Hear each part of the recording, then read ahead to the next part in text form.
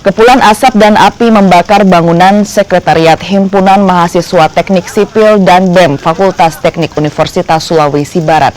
Kejadian ini terjadi di Pazapazang, Kelurahan Tande Timur, Kecamatan Banggai Timur, Kabupaten Majene, Sulawesi Barat. Peristiwa ini sempat membuat mahasiswa panik. Satu unit armada pemadam kebakaran diturunkan ke lokasi. Api baru dapat dipadamkan 1 jam kemudian.